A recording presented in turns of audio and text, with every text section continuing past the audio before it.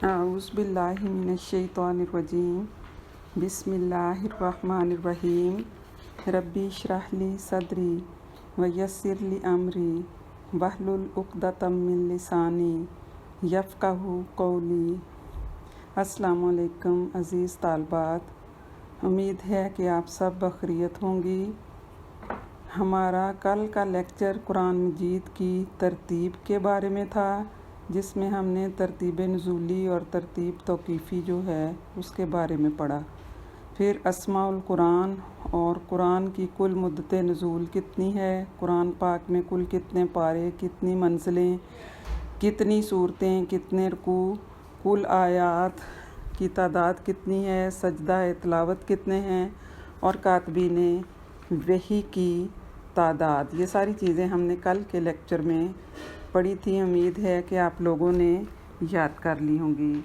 आज का हमारा लेक्चर जो है हम इस दुआ के साथ शुरू करते हैं, या अल्लाह हुवा फसना फ़इन्ना का खैरुल हाफिज़ीन, कि ए अल्लाह ताला हमारी हिफाजत फरमा, बस तू बेहतरीन हिफाजत फरमाने वाला है। आज का हमारा लेक्चर मक्की सूरतों से मुराद कौन सी सूरतें हैं, मदनी सूरतों से मुराद कौन सी सूरतें हैं, मक्की और मदनी सूरतों की खसूसियात क्या हैं, ये आज का हमारा लेक्चर है। पैगंबर इस्लाम हज़रत मोहम्मद सल्लल्लाहु अलैहि वसल्लम इस दार फ़ानी में 63 बरस तशरीफ़ फरमा रहे। 40 बरस नबूवत से कबल और 23 बरस ऐलान नबूवत के बाद।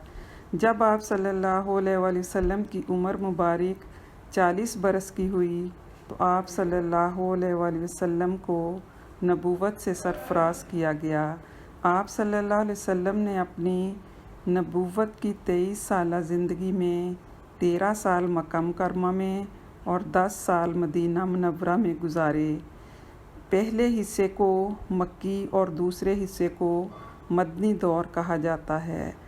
लिहाजा रसूल पाक सल्लल्लाहु अलैहि वसल्लम पर जो सूरतें हिजरत मदीना से कबल नाजिल हुईं वो मक्की सूरतें कहलाती हैं, और जो सूरतें हिजरत मदीना के बाद नाजिल हुईं वो मदनी सूरतें कहलाती हैं। मकाम नुज़ूल ख़्वा कोई भी जगह हो।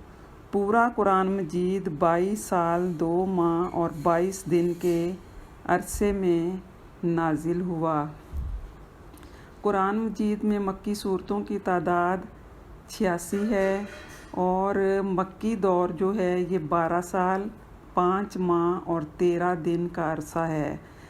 मदनी सूरतों की तादाद 28 है और ये कुल 9 साल 9 माह और 9 दिन का अरसा बनता है।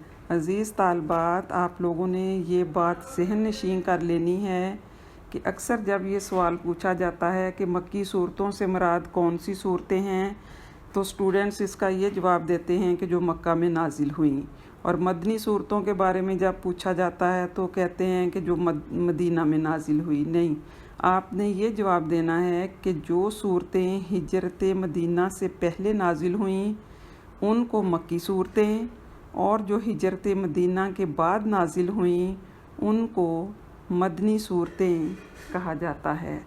अब हम मक्की और मदनी सूरतों की खसूसियात देखते हैं कि मक्की सूरतों की खसूसियात क्या हैं और मदनी सूरतों की खसूसियात क्या हैं। तो सबसे पहले नंबर पर हम देखते हैं मक्की सूरतों की खसूसियात। मक्की सूरतों की खसूसियात में नंबर 1 पर ईमानियात है। मक्की सूरतों में आमतौर पर ईमानियात यानी तौहीद, रिसालत, मलाइका, कुतुब आसमानी और आखरत की तरफ दावत मुदल्लल अंदाज में दी गई है। दलाइल तारीख़ी भी हैं, अक़ली भी हैं और कायनाती भी। दूसरे नंबर पर पहले अम्बिया का तज़किरा। मक्की सूरतों में पहले अम्बिया अलैहिमुस्सलाम मसलन आदम अलैहिस्सलाम, इब्राहीम अलैहिस्सलाम वग़ैरह का तज़किरा किया गया है। इस तरह दावत तौहीद की तारीख़ भी बयान कर दी गई है اور اس کا تسلسل بھی ثابت کر دیا گیا ہے، مثلاً سورہ یوسف وغیرہ۔ نمبر 3، گزشتہ اقوام و اشخاص کے قصے۔ مکی صورتوں میں گزشتہ اقوام کے واقعات اور بعض اشخاص کے قصے عبرت اور نصیحت کی غرض سے بیان کیے گئے ہیں، مثلاً قوم عاد، قوم سمود وغیرہ، جن کی تاریخ سے اہل مکہ خوب اچھی طرح واقف تھے۔ نمبر 4، باطل عقائد کی تردید۔ مکی صورتوں میں باطل عقائد مثلاً شرک، انکار توحید، انکار رسالت، انکار آخرت کی تردید ہے، اور اس پر دلائل جو ہیں وہ بیان کیے گئے ہیں، اور جس کے انکار کے انجام سے متنبع کیا گیا ہے۔ نمبر 5، سجدہ تلاوت۔ ہر وہ صورت جس میں سجدہ تلاوت ہو وہ صورت مکی صورت ہوگی۔ نمبر 6، پیشین گوئیاں۔ مکی صورتوں میں بعض پیشین گوئیاں مثلاً روم کی فتح وغیرہ کی پیشین گوئی کی گئی ہے۔ نمبر 7، ہر وہ لفظ کلا، جس صورت میں یہ لفظ آتا ہے کلا، جس کے معنی ہرگز نہیں کے ہیں، وہ مکی صورت ہے۔ نمبر 8، یا ایھا الناس کے الفاظ سے خطاب۔ مکی صورتوں میں خطاب چونکہ پوری نسل انسانی سے تھا، اس لیے یا ایھا الناس کے الفاظ کے ساتھ تمام بنی نوع انسان کے لیے عمومی اسلوب اختیار کیا گیا ہے، گویا اس کا خطاب دعوت عام ہے اور کسی قوم یا علاقے تک محدود نہیں، اگرچہ اولین مخاطب مشرکین مکہ تھے۔ نمبر 9، اعجاز و اختصار۔ مکی صورتوں میں اعجاز و اختصار اور ادبی رنگ نمایاں ہے۔ مکی صورتیں چھوٹی چھوٹی ہیں اور ان کی آیات بھی مختصر ہیں۔ مکی صورتیں 86 ہیں ان کی تعداد، اور ان کی آیات کی تعداد 5210 ہے۔ نمبر 10، قسمیہ اسلوب۔ اسلوب قسم کا استعمال بطور شہادت و دلیل مکی صورتوں کے خواص میں سے ہے، یعنی مکی صورتوں میں قسمیں کھائی گئی ہیں۔ نمبر 11، اسلوب بیان۔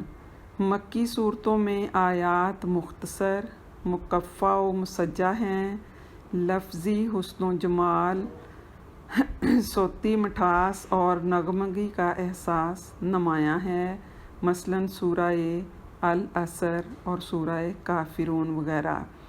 نمبر 12، آہنگ بیان۔ مکی صورتوں کا آہنگ جذباتی، رعبدار اور پرجلال ہے، اور ان کا ہدف دل ہے۔ یہ مختصراً مکی صورتوں کی چند نمایاں خصوصیات تھیں جو میں نے آپ کے سامنے بیان کیں۔ اب ہم یہ دیکھتے ہیں کہ مدنی صورتوں کی خصوصیات کیا ہیں۔